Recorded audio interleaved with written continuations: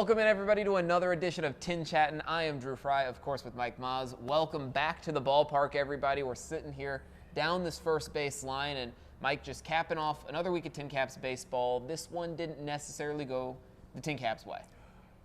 No, not at all. It started out a battle for supremacy in the Eastern Division. Yes, we got our answer. West Michigan was in first place. The TinCaps were in second place come the opener on Tuesday night. Problem with the TinCaps is that their offense went into hiding for 5 of the 6 games that they played, truthfully. At one point throughout this week, it was 22 consecutive innings without a run. Yeah. TinCaps lost the opening game on Tuesday night, 3-0. Yep. They lost the second game of the series on Wednesday night, 7-0. 2 straight shutouts. Best game of the series by far, at least from the Fort Wayne standpoint, was on Thursday night. Yeah. In spite of a 62-minute delay between the bottom of the third and top of the fourth innings. Yeah, we had a lot of delays this week. Several rain delays. At one point, the wind was blowing in really hard. But a couple of comebacks, and TinCaps got the long ball going. Rossman Verdugo hit 2 home runs. Yep. Braden Carpathius had a 3-run shot into the lawn seating area in right center. And I say that because Carpathius is a left-handed batter whose forte so far this year is to go primarily the opposite way. Yeah, he's not that much of a pull hitter. No. At least he hasn't shown it yet. Oh, a week ago last Sunday in the series finale at South Bend, he hit 2 home runs at Four Winds Field, but both left field, not right field or center field. Yeah, but you see a lot of doubles from him in that left center gap too. Yeah. So the TinCaps won the third game of the series 9-8. Yeah. Then on Friday night, on the third night, the rain had a part in the outcome of the game to some degree. Yeah. TinCaps lost 8-4. Saturday on Fort Wayne Daisies night, which was a great experience. Oh, fun experience, yes. TinCaps lost 4-1. And in the series finale on Sunday, more very good pitching from West Michigan. You got to give them credit. Pitching very, very well. TinCaps lost 3-2, and it was kind of a heartbreak loss because the TinCaps were down 3-1, bottom of the 9th. They had runners on first and second with 2 outs. And Noelian Cedeno ripped one down the right field line into the corner. 1 run scored. Brennan Butterworth, who was the runner on first base, made it to third. Cedeno tried to stretch his single into a double and was thrown out on a tremendous throw from West Michigan right fielder Patrick Lee. And unfortunately, he was called out at second.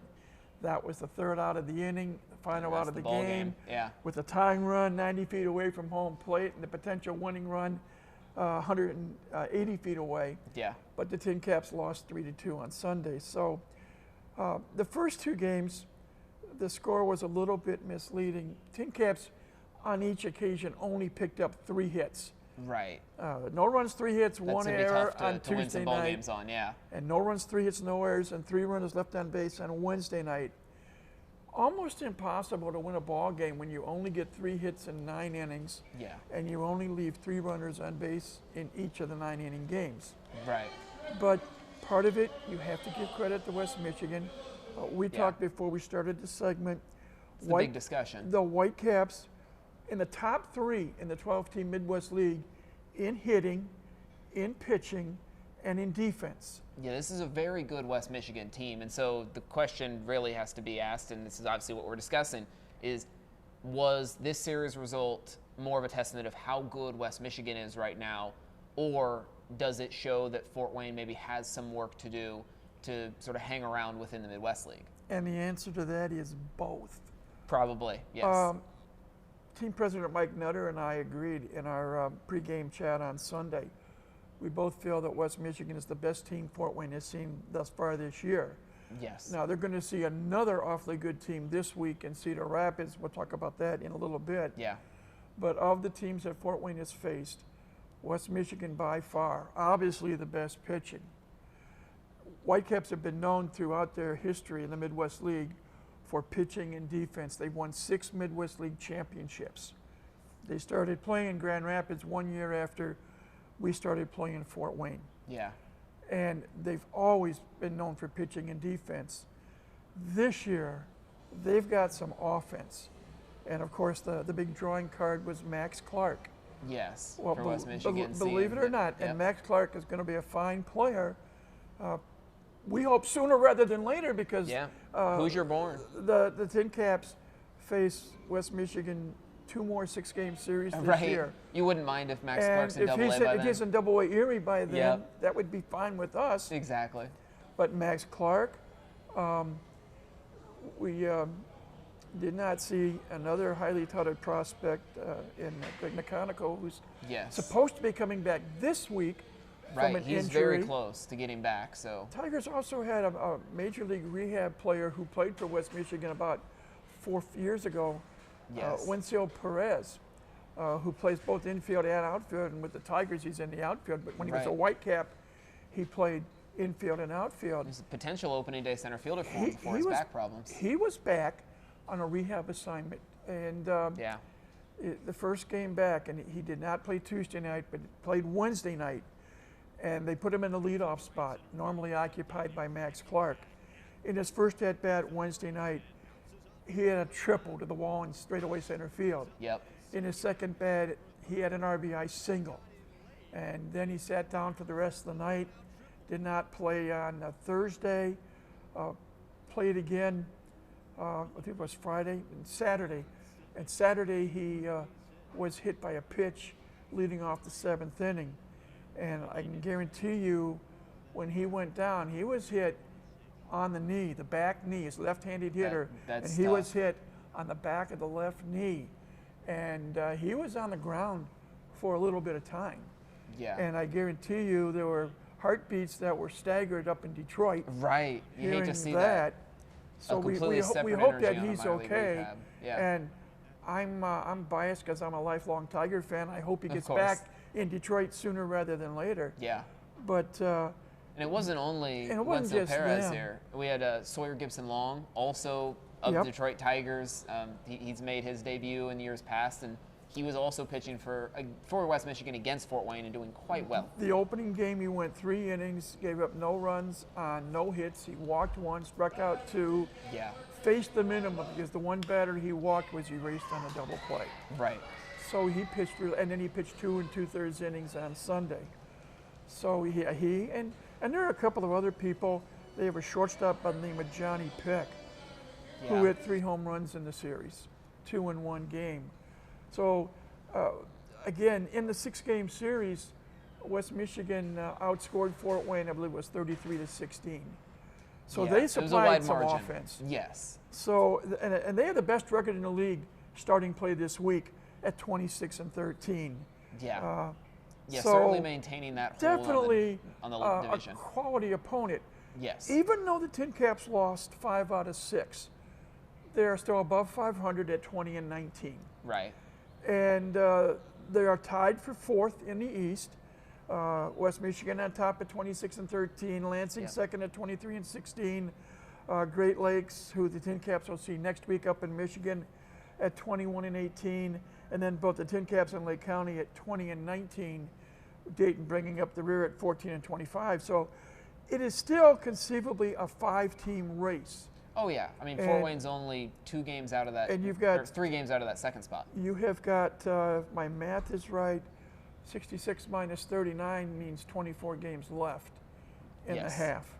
Yes. And there are still opportunities for the TinCaps to make a run. Remember, Fort Wayne took 5 out of 6 against Dayton, 4 out of 6 against South Bend. And heading into the series last week, they had won 10 of their previous 13 games. Right. So they are capable of engineering another winning streak. Yes, and I mean the TinCaps, to their credit, do have some offense, even if it didn't all come together this past Correct. week. Of course, I mean we can talk all day, all week about Leo DeVries and just his prospect status. We mentioned the 2-homer, 3 extra base hit game that we had out of Rosemont Verdugo. He's got 8 home runs already Leads the this league. season. Leads Yes. the league. And we mentioned Carpathios with 2 home runs in the finale at South Bend. Yep. And a 3-run homer in the win on Thursday night. He's tied for 2nd in the league in home runs with 6. Yeah. So you got 2 guys in the lineup that have combined for 14 home runs. The TinCaps as a team have hit 26 home runs, and of those 26, 14 combined from Verdugo and Carpathios. Yeah. DeVries has 4. So Right. that's 18 of the 26 home runs in 3 players. Yeah. So there are players capable of hitting it out of here. And that's always fun when you come to the ballpark knowing that a guy like, once you see Verdugo step to the plate, start paying attention because that ball could be in Anywhere. in left field next. Yes. Very easily. So there's a long drawn out answer to your original question 10 Right. minutes ago. Oh yeah. But A, West Michigan is a very good baseball team. B, Fort Wayne still have things to work on, but Right. the potential is there. And we'll get to see how all that comes together this week against Cedar Rapids. I mean, 12 home games in a row is something that you can't really take for granted at this level in the season. And this is a 12-game homestand right Yeah. now. Later this year, there would be a 10-game homestand. Yes. So a little bit different from the normal 6 at home, 6 on the road format. Right. But the TinCaps hopefully will come out Tuesday night with fire in the belly. Yeah. I don't care what team you are, or what classification you are, in this case in baseball. I won't say that they feel embarrassed, but this past week, they honestly were outclassed. Yeah. After losing 5 of 6 at home, Yeah. there's got to be that spark that lights up that just sort of shows like that's not the standard we hold ourselves to. It's time to get back to work. And knowing Lucas Ray as I've begun to know him, and of course I have what I call a ringside seat. He's kind Yep. enough to let me interview him for our pregame show on radio on Tuesday nights. And I think there's definitely a future higher up than high A for Lucas Ray. He's been moving up the ranks already at a very young age from a managerial standpoint. And I'll give you one example. We are taping this on Monday, which is the team off day. Right. For Lucas Ray, there is no off day. He's always got something going on. He takes Monday and he gets with his coaching staff. And, we talk about maybe with an NFL or a college football team, you get your game plan set up. Right. And same with basketball, you go over tape and you go over scouting reports. The staff on Monday prepares the scouting reports for the next opponent.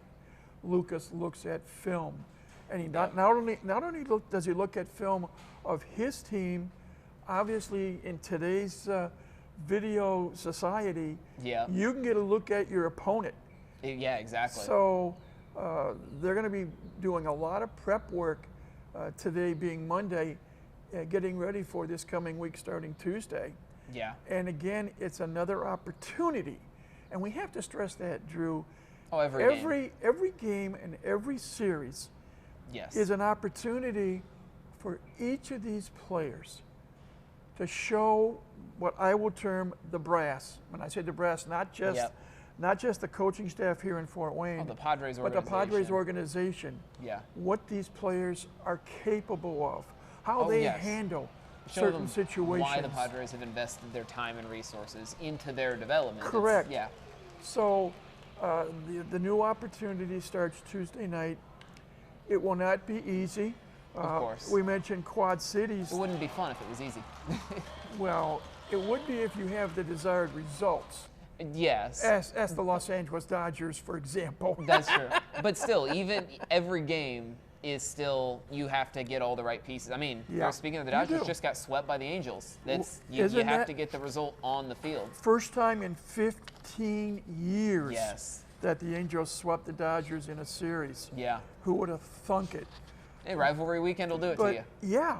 But Cedar Rapids comes in on Tuesday, second in the West, 22-16, 2 games behind Quad Cities, who the TinCaps will see later on in July, by the way, here at home, which will be nice. Yeah. Oh, all these games is a look to the future. The Kernels will start the week with the best hitting percentage in the Midwest League at 269. Yeah. They are near the bottom in team ERA, pitching team ERA, just under 5, and the defense is about in the middle of the pack. Yeah, we could see a lot of runs. We could see some offense this week. Yes. So the combination of not as good a pitching staff, at least on paper, right, for the opponent, and the opponent hits the ball better at this stage than anybody else in the 12-team Midwest League. Yeah. That plus the impetus of wanting to do better and show the fans here that the team isn't as bad as they may have looked last week. Right. So we'll get to the question of the week Yeah. towards the end, but I think it's going to be a more Foreshadowing. interesting week this week Yes. than it was last week Yeah. for a Well, number of factors. Exactly. Before we get to that question of the Yeah. week, because we'll get there, and it's about the offense and all of that. But I do want to take some time to talk about some of the off-the-field action that we had at Parkview Field this past week and what we're looking ahead to.